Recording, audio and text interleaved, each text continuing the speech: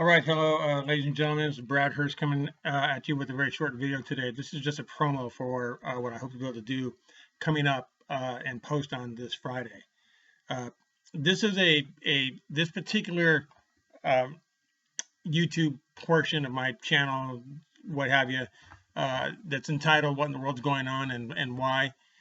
This is an event-driven portion of the work that I do. In other words, we're looking for things with regard to Bible prophecy, and one of the things that I think that we've been watching for is the great apostasy. Some of what we talked about last week, events regarding things regarding Israel, and also things regarding the rise of Antichrist and what have you.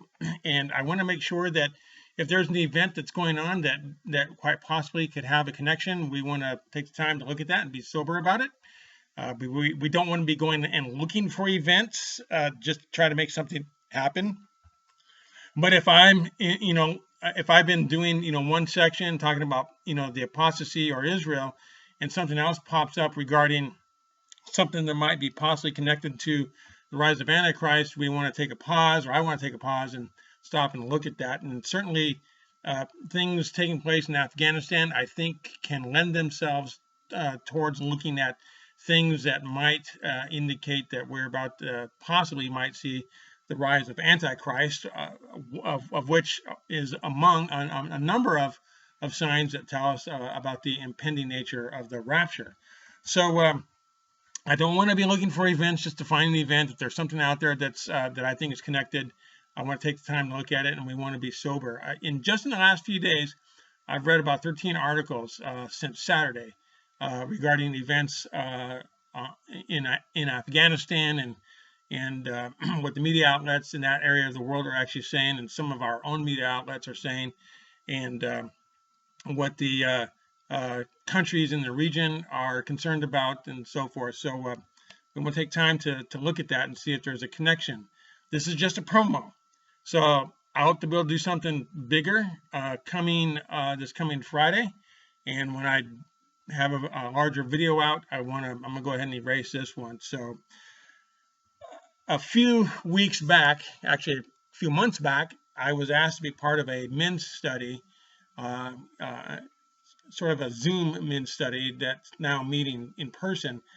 And I was asked to be part of this. I just thought, for whatever reason, the leaders contacted me and asked me to be part of it. And we did an interview together and tried to determine if I was a good fit for the group, if the group was a good fit for me. And we decided we'd give it a whirl. And fortunately, they were going through the book of Daniel at the time. And during the course of the study, I wanted to be respectful of those who were actually leading it. And so what I would do is, over time, I would talk to these guys privately and tell them about how I don't embrace the Roman paradigm that they themselves have been putting forward.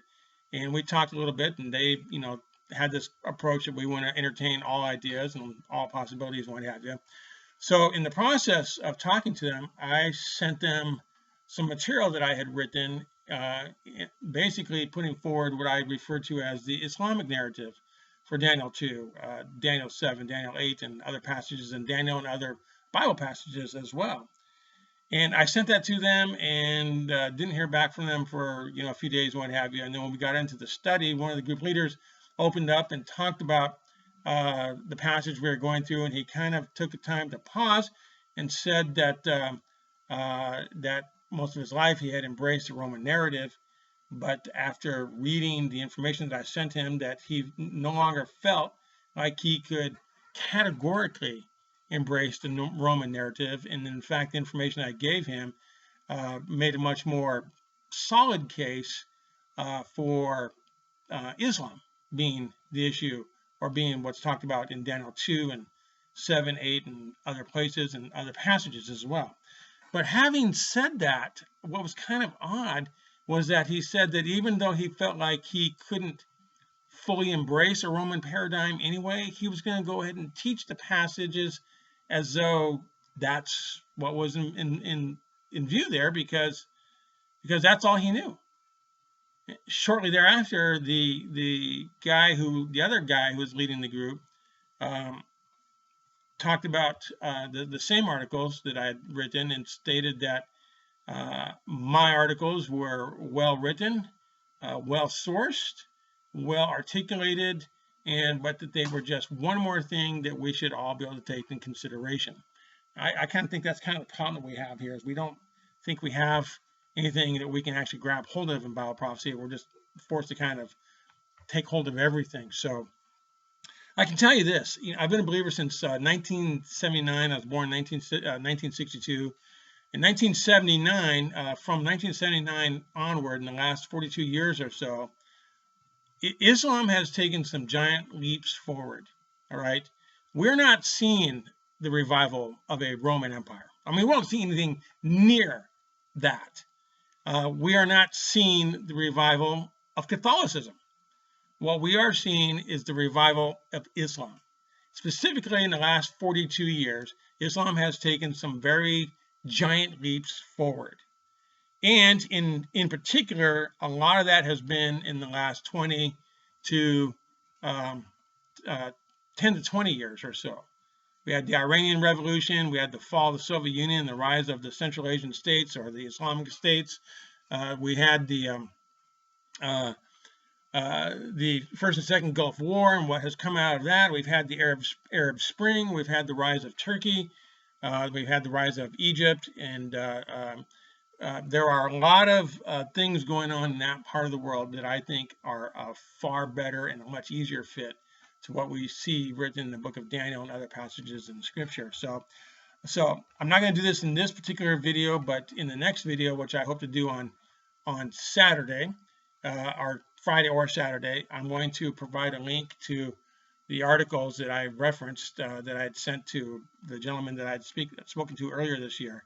So you can go and read those things yourself and hopefully take a look at those things yourself. There's been a lot that's gone on just in the last few days. Just since Saturday, I've read about 13 different articles. Who knows what's going to happen between now and Friday. I've read a lot about what the media outlets are saying over there, what our own media outlets are saying, what the governments in the region are saying, what the world is saying about what's going on. And that this is really a terrible thing that's taking place, and that it might prophetically play into the bigger picture as we began to see not only the great apostasy underway, events surrounding Jerusalem, but also the rise of Antichrist. And to that end, we're going to break away from what we first talked about regarding apostasy, and we want to look at some of the things with regards to the rise of Antichrist, because I want to be somewhat of an event-driven type of update form for you. So we're not going to make things up. If there's no event, there's no event. But we do want to keep ourselves up to date on what's going on. So anyway, this is just a promo. Do me a favor, subscribe to this website, to share this video with others. Let people know something bigger is coming up, coming Friday. More detailed, more intense, and I mean, who knows what else we've got going on in the world that might happen then as well. But I do want to make sure that we stay up to date. I want to be informative. I want to try to equip you.